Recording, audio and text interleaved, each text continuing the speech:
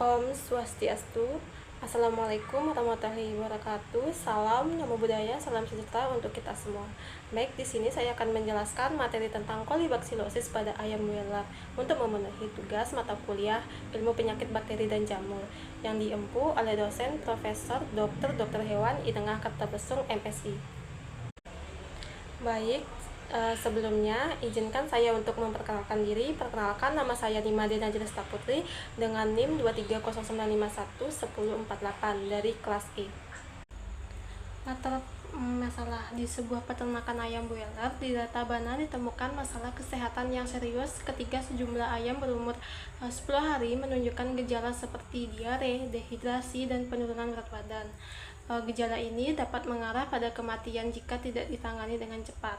Setelah dilakukannya pemeriksaan, terdeteksi bahwa beberapa ayam tersebut mengalami infeksi kolibaksilosis yang disebabkan oleh bakteri E. coli. Nah, penyakit ini tidak hanya mengancam kesehatan ayam, tetapi juga berpotensi menyebabkan kerugian ekonomi yang signifikan bagi peternak akibat penurunan produktivitas dan peningkatan biaya pengobatan. Nah, pada sampel 1 dan sampel 2 dan sampel 3 ini merupakan hasil dari pemeriksaannya. Nah, kita lanjut ke permasalahan, di mana kolibaksilosis ini merupakan infeksi yang disebabkan oleh bakteri E. coli yang dapat menginfeksi ayam terutama pada fase pertumbuhan. Kolibaksilosis dapat menyebar dengan cepat di antara populasi ayam, terutama dalam kondisi lingkungan yang tidak bersih atau padat. Penyakit ini seringkali terjadi akibat faktor stres seperti perubahan lingkungan, kekurangan nutrisi, atau infeksi lainnya. Gejala yang muncul seperti diare dan dehidrasi dapat mengakibatkan penurunan kesehatan secara drastis dan berpotensi fatal jika tidak ditangani dengan segera.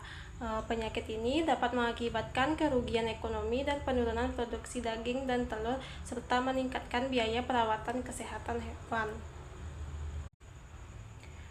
Upaya pemecahan masalahnya, yang pertama itu ada peningkatan kebersihan, di mana menjaga kebersihan kandang dan lingkungan sekitar untuk mengurangi paparan bakteri E. coli, peningkatan biosecurity internal kandang, menjaga suhu lingkungan dan kualitas air, dan juga pengendalian hama yang dapat berisiko membawa penyakit.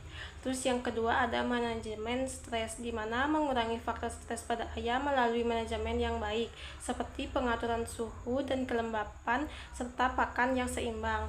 Terus yang ketiga ada vaksinasi, di mana mengembangkan dan menerapkan vaksin untuk meningkatkan kekebalan ayam terhadap infeksi E. coli.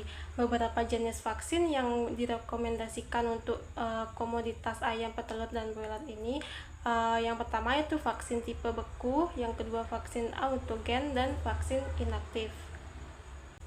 Lanjut, yang keempat ada pengawasan kesehatan. Di sini sebagai peternak seharusnya melakukan pemeriksaan kesehatan secara rutin untuk mendeteksi infeksi lebih awal dan melakukan tindakan pencegahan. Terus yang kelima ada penggunaan antibiotik. Dalam kasus infeksi yang sudah terjadi, penggunaan antibiotik dapat membantu mengendalikan infeksi, meskipun harus digunakan dengan hati-hati untuk menghindari resistensi. Terus yang kelima, pendidikan peternakan, di mana peternak ini biasanya diberikan pelatihan kepada peternak tentang cara mengenali gejala penyakit dan langkah-langkah pencegahan yang efektif. Kesimpulan, jadi kolibaksilosis ini merupakan ancaman serius bagi kesehatan ayam broiler di peternakan, dengan gejala yang menyebabkan kematian jika tidak ditangani dengan cepat. Dengan menerapkan langkah-langkah pencegahan yang efektif, seperti menjaga kebersihan, manajemen stres, vaksinasi, dan juga pengawasan kesehatan secara rutin, nah resiko infeksi ini dapat diminimalkan. Upaya pemecahan masalah ini penting tidak hanya untuk melindungi kesehatan ayam, tetapi juga untuk menjaga keberlanjutan ekonomi peternakan. Baik, sekian materi dari saya. Apabila ada kesalahan kata, saya mohon maaf. Sekian dan terima kasih.